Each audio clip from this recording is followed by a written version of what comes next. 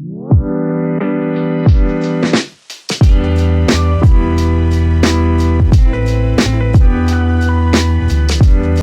സ്പെഷ്യലിൻ്റെ കൂടെ കപ്പപ്പുട്ട് ഉണ്ടാക്കുകയാണ്.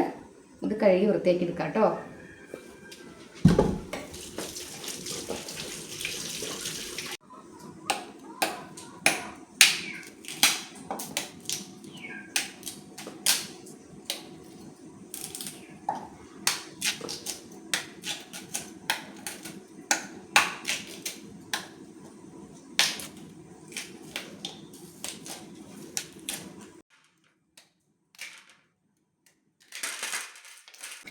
ഇത് ഇത്ര കഷ്ണമാക്കിയിട്ടുണ്ട്.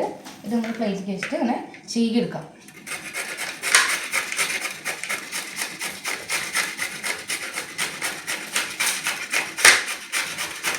നമ്മൾ 2 കപ്പ് ചീകി എടുത്തിട്ടുണ്ട്. ഇങ്ങനെ ചീകി എടുക്കണം കേട്ടോ. എടുത്തതിന് ശേഷം ഇത് നമ്മൾ വെള്ളത്തിലിട്ടിട്ട് കഴുകി എടുക്കണം. അപ്പോൾ നമ്മൾ വെള്ളത്തിലിട്ടിട്ടുണ്ട്. എന്തിനാണെന്ന് അറിയാം, കട്ടുണ്ടാവും ഇതിൽ. നമ്മൾ കപ്പയൊക്കെ പുഴുങ്ങുമ്പോൾ തിളപ്പിച്ച് വിട്ടില്ലേ എന്ന പോലെ ഇത് നമ്മൾ കഴുകിയിട്ട് പിഴിഞ്ഞെടുക്കണം. ഓക്കെ, ഇങ്ങനെ പിഴിഞ്ഞെടുക്കാം കേട്ടോ.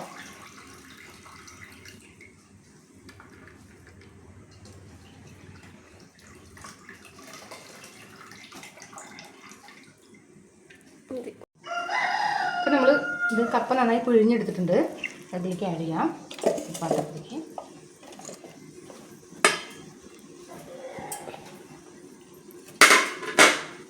അതിനുശേഷം നമ്മൾ അരിപ്പൊടിയാണ്, പുട്ടുപൊടിയാണ്.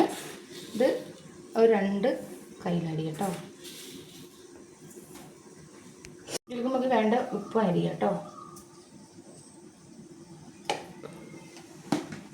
നന്നായി കൈവച്ച് നന്നായി കുഴയ്ക്കുക.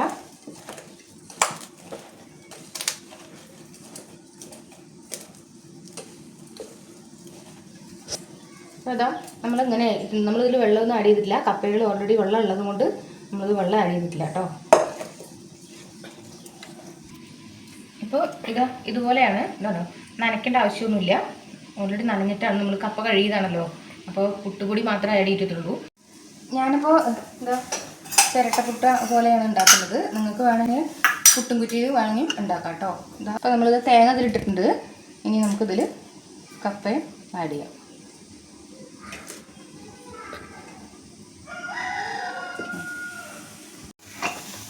നമ്മൾ കുക്കറിലാണ് വെച്ചിരിക്കുന്നത്. ആവട്ടെ.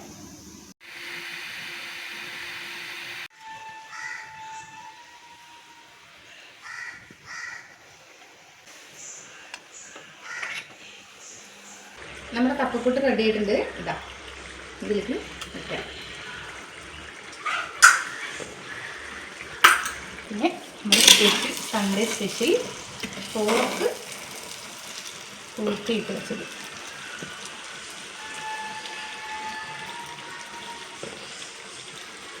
അപ്പം നമ്മുടെ ഇവിടെ സൺഡേ സ്പെഷ്യൽ റെഡി ആയിട്ടുണ്ട്. പോർക്കും കൂർക്കയാണ് നമ്മൾ ഉണ്ടാക്കിയത്.